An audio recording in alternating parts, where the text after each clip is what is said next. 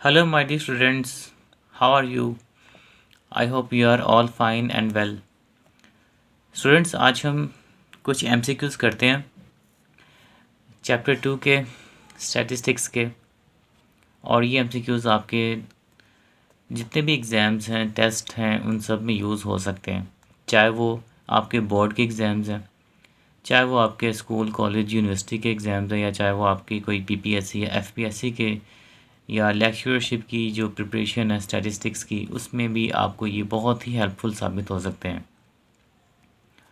चलिए स्टार्ट करते हैं। नंबर 1 एमसीक्यू में कह रहे हैं अ statistical table has at least 4 parts, 2 parts, 5 parts या ऑल। तो जो एक टेबल होती है ना स्टूडेंट्स, स्टैटिस्टिकल टेबल भी कह सकते हैं इसको, या सिंपल टेबल भी कह सकते हैं। जो हम ड्रॉ करते हैं रोज़ एंड कॉलम्स की एक टेबल बनाते हैं ना, तो उसके 4 हमेशा पार्ट्स होते हैं, ये अपने याद रखना है। ठीक है, वो कौन से 4 पार्ट्स होते हैं उनको हम आगे डिस्कस करते हैं, डिफरेंट एमसीक्यूज़ के अंदर ही आएंगे। नेक्स्ट एमसीक्यू हमें कह रहा है कि it describes the content of the table. तो एक पार्ट जो कि टेबल का कंटेंट जितना भी होता है उसको जो डिस्क्राइब करता है, उसको हम टेबल के कंटेंट को हम बेसिकली कहते हैं बॉडी ऑफ दैट टेबल। जैसे कि अगर हम यहाँ पे एक टेबल बनाते हैं फॉर एग्जांपल, ठीक है, छोटी सी मैं यहाँ पे एक टेबल ड्रॉ करता हूँ जिसमें हमारे पास रोज़ होती हैं, ठीक है, और उसके बाद कॉलम्स होते हैं, ठीक है। तो मेन जो कंटेंट होता है ना टेबल का, वो उसकी बॉडी के अंदर होता है। ये जो बड़ा बॉक्स है ना, ये वाला, इसको हम बॉडी का नाम देते हैं, ठीक है। ये जो ऊपर वाला जो हमारे पास फर्स्ट रो है जिसके अंदर सारे कॉलम्स की हेडिंग्स होती हैं, इसका भी एक नाम होता है। इसी तरह जो सारी रोज़ की हेडिंग्स होती हैं, जो ये वाले जो हमारे पास कॉलम होता है, इसका भी एक नाम होता है।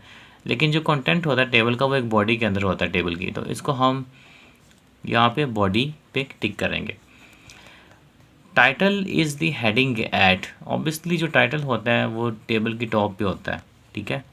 यहाँ पे टेबल की टॉप पे किसी भी जिस चीज़ के बारे में वो टेबल होती है उसका टाइटल हम हमेशा टेबल की टॉप पे देते हैं कि वो टेबल किस बारे में है। फिर है in tabulation column captions are also called. Tabulation के अंदर कॉलम कैप्शन जो होता है my dear students, column caption कहते हैं ये जो हमारे पास डिफरेंट कॉलम्स बने होते हैं ना, कॉलम्स होते हैं इस तरह से, जो वर्टिकल लाइंस होती हैं, वर्टिकल बॉक्सेस होते हैं ना, ऊपर से नीचे की तरफ जो वर्टिकल होते हैं वो कॉलम्स होते हैं। तो वो एरिया जिसके अंदर सारे कॉलम्स की हेडिंग्स लिखी जाएं उसको कॉलम कैप्शन कहते हैं, ठीक है। और इसको हम बॉक्स हेड का नाम देते हैं, ठीक है। ये सारे के सारी जो हेडिंग्स लिखने के लिए होती हैं, एक डिफरेंट कॉलम्स के अंदर जो हमें लिखना होता है उसके ऊपर हेडिंग होती है ना मेन कॉलम्स की, उसको हम कॉलम कैप्शंस भी कहते हैं। और ये सारे के सारे बॉक्स को हम बॉक्स हेड कहते हैं। फिर in tabulation row captions are also called, और जो रो कैप्शंस होती हैं उसको हम स्टब कहते हैं। जो ये हमारे पास, अगर मैं यहाँ पे एरो लगाऊँ, ये जो रोज़ की हेडिंग्स होती हैं, ठीक है ना, ये सारे का सारा जो एरिया होता है इसको हम स्टब कहते हैं।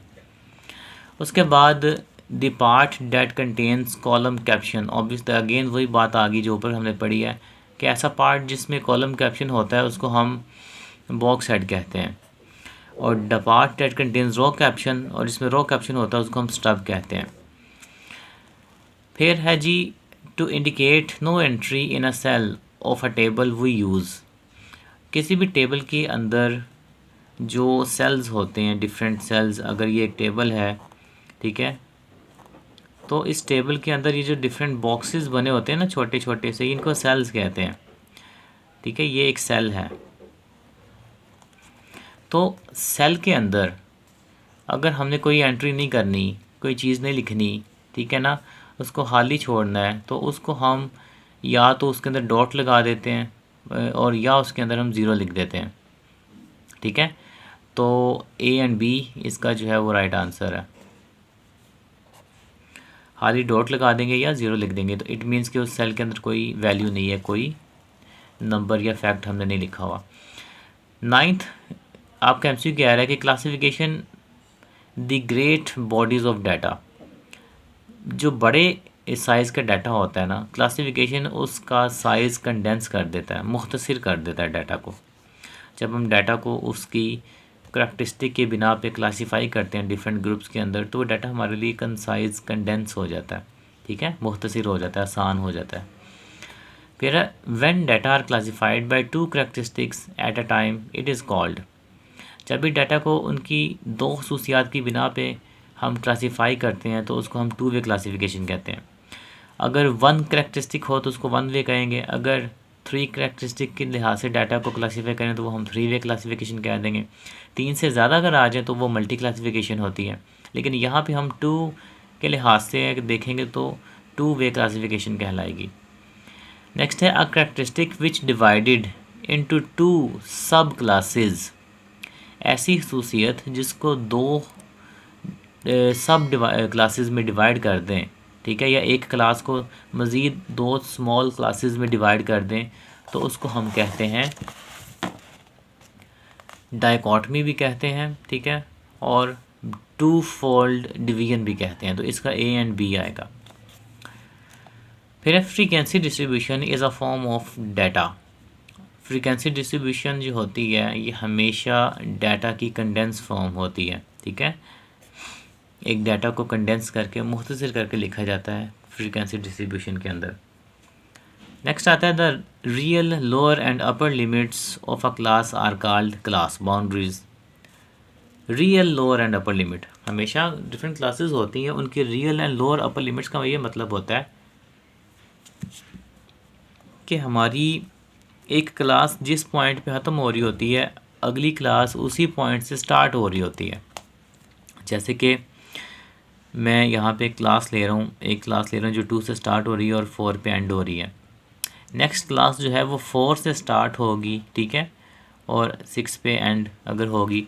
तो ये जो आपके पास देख रहे हैं कंटिन्यूटी आ रही है, जो वैल्यू जिस वैल्यू पे एक क्लास एंड हो रही है उसी वैल्यू से अगली क्लास जो है वो स्टार्ट हो रही है, इसको हम कहते हैं real lower and upper limits, ठीक है। ये जो साइड्स होती हैं ना, इधर वाली राइट साइड वाली, ये होती हैं अपर लिमिट्स, इसको मैं यू लिख देता हूँ, और ये जो साइड्स होती हैं इनको हम लोअर लिमिट्स कहते हैं। और real lower and upper limit वो होती है जब एक क्लास की अपर अगली क्लास की लोअर के साथ मैच कर जाए तो उसको हम रियल लोअर एंड अपर कहते हैं। तो वो उसको हम क्लास बाउंड्रीज कहते हैं, क्योंकि क्लास बाउंड्रीज के अंदर हमेशा ये जो डायगोनल दो वैल्यूज़ होती हैं ये आपस में एक दूसरे के साथ मैच कर रही होती हैं। नेक्स्ट है the average value of the lower and upper limit of a class is. तो जो एवरेज लेते हैं हम किसी भी क्लास की उसको हम मिड पॉइंट कहते हैं और क्लास मार्क कहते हैं, तो इसका ए एंड बी आएगा। मतलब ये क्लास है अगर 2 से 4, ठीक है, 4 से 6 दो क्लासेस ली हैं, तो जब भी हम किसी एक क्लास की एवरेज लेंगे, एवरेज कैसे लेंगे, दोनों को प्लस करेंगे और 2 पे डिवाइड करेंगे, इसका मिड पॉइंट आ जाएगा, सेंट्रल पॉइंट एवरेज पॉइंट आ जाएगा, एवरेज वैल्यू आ जाएगी, ठीक है, किसी क्लास की। तो उसको हम क्लास मार्क भी कहते हैं और मिड पॉइंट भी कहते हैं। फिर है the sum of relative frequency is always equals to 1। Relative frequency का सम हमेशा 1 के इक्वल होता है। The number of values less than और equal to upper class limit, ये हमारे लिए क्यूमुलेटिव फ्रीक्वेंसी डिस्ट्रीब्यूशन होती है। मीन्स के द नंबर ऑफ वैल्यूज़ जो कि लेस देन हो और इक्वल हों to upper class limits. Upper class limits होती हैं ये वाली जो अभी बताया मैंने आपको, 4 और 6, ये जो राइट साइड वाली लिमिट्स होती हैं इनको अपर कहते हैं, ठीक है। तो क्यूमुलेटिव फ्रीक्वेंसी की जो वैल्यूज़ होती है ना वो या तो इनकी इक्वल होती है या इनसे लेस देन होती है।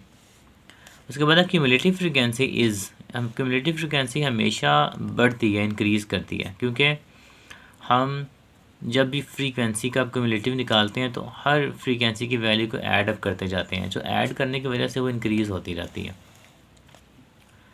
नेक्स्ट है students proportion becomes percentage when multiplied by. तो जब भी किसी दो वैल्यूज़ का प्रोपोर्शन जब लिया जाता है, जैसे कि 10/20 है, तो इस ये प्रोपोर्शन है, ठीक है, रेशियो ले रहे हैं हम, डिवाइड कर रहे हैं दो वैल्यूज़ का। तो जब हम इनको मल्टीप्लाई कर देते हैं ना 100 के साथ, तो वो परसेंटेज बन जाती है। तो ये वही बात कहना चाह रहे हैं कि proportion becomes percentage when multiply by 100। Next MCQ है, dear students, representation of the data by a continuous curve. Data को हम जब भी एक कॉन्टीन्यूस कर्व से रिप्रेजेंट करते हैं तो उस कर्व को माय डियर स्टूडेंट्स ग्राफ कहते हैं। ठीक है स्टूडेंट्स।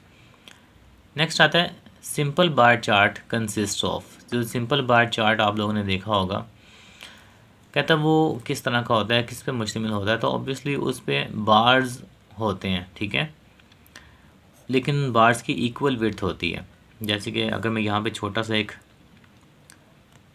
सिंपल बार चार्ट बनाऊं, तो ये हमारे पास वाई और एक्स एक्सिस होते हैं और इनके ऊपर हम छोटे छोटे बार्स डाटा के लिहाज से जब हम बनाते हैं इस तरह से, ठीक है, तो उन बार्स को हम सिंपल बार चार्ट कहते हैं। तो उन बार्स की जो विड्थ होती है ना, विड्थ होती है इस तरह से, जब हम पैमाइश करते हैं ना चौड़ाई इन डिब्बों की, इनको विड्थ कहते हैं। तो ये एक दूसरे की इक्वल होती हैं। ठीक है स्टूडेंट्स। और मज़ीद स्टूडेंट्स, अब हम जो अगले MCQs हैं वो नेक्स्ट वीडियो में करते हैं। मेरे मोबाइल की आई थिंक बैटरी लो हो गई है, तो ये ऑफ होने वाला है। ठीक है, तो मिलते हैं नेक्स्ट वीडियो में, मज़ीद इनसे आगे कंटिन्यू करते हैं 21 से। ठीक है, अपना ख्याल रखिएगा, टेक केयर, अल्लाह हाफिज़।